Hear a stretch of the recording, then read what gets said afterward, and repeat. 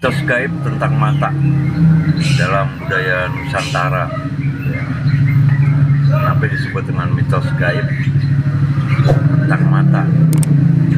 Banyak versi di Nusantara ini. Ada namanya mata ketiga, ada namanya mata batin. Itu banyak dimiliki, konon katanya. Kita cerita mistis lagi pemirsa ya. Menurut cerita kepercayaan masyarakat itu hanya dimiliki oleh orang-orang tertentu saja.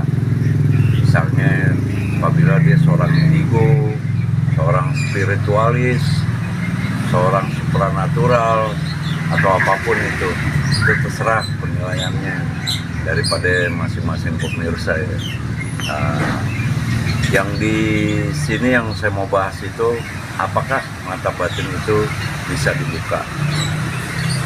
Langsung aja ya pemirsa ya. Mata batin itu sebenarnya bisa dibuka apa enggak sih?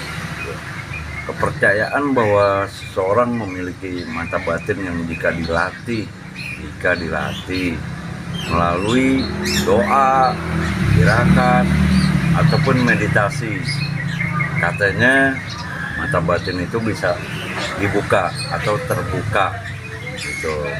Itu bisa melalui proses, melalui doa, dia melakukan suatu amalan, dibaca tiap malam, dan tirakat dia melakukan, ya mungkin dia melakukan berpuasa atau menjalani suatu saya anggap ini suatu kepercayaan yang menurut orang itu bisa membuka mata batin. Dan meditasi itu orang itu sering berada di tempat yang gelap, yaitu bermeditasi. Banyak versinya pemirsa ya, sehingga diharapkan dapat melihat makhluk tidak kasat mata. Kita tarik ulur ke belakang ya pemirsa ya, kita tarik benang merahnya.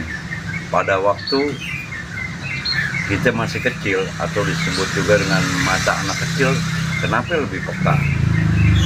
Karena banyaknya mitos bahwa bayi ataupun anak kecil seringkali menatap ke sudut kosong di suatu kamar atau suatu tempat ya, karena mereka dapat melihat makhluk tak kasat mata. Di masyarakat itu katanya matanya bersih, belum terkena dosa, belum terkena sehingga lebih mudah merasakan atau bahkan melihat sesuatu yang tidak dilihat oleh orang dewasa. Itu kalau dari anak kecil ya.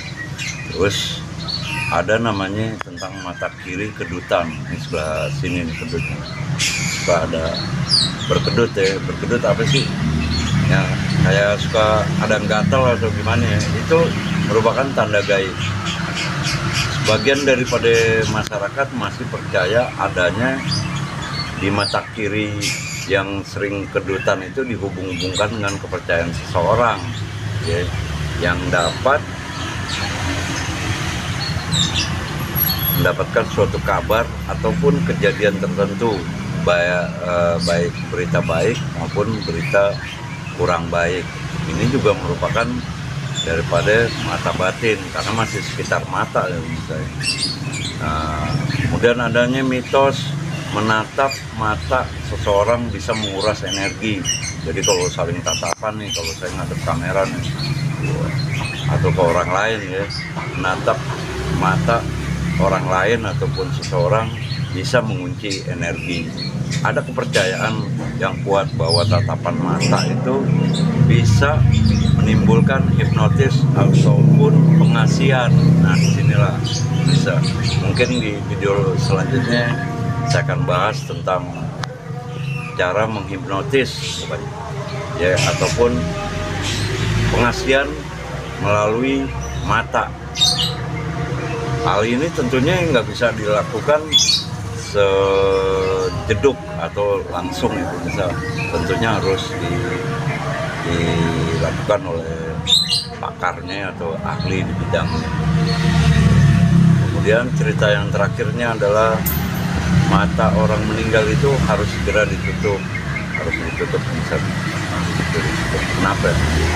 Selain adanya alasan medis dan etika, mitos bahwa mata jenazah itu ditutup agar roh tidak tertahan atau tidak mengajak orang lain lagi untuk pergi ya, tinggalkan dunia. Terlepas dari cerita yang sudah saya sampaikan di atas, ini faktanya seperti itu pemirsa. Fakta seputar mata yang berhubungan tentang gaib. Terima kasih sudah menyaksikan tayangan ini bersama saya Elpray dari channel Jejak Orang Malam. Saya mohon pamit. Assalamualaikum warahmatullahi wabarakatuh.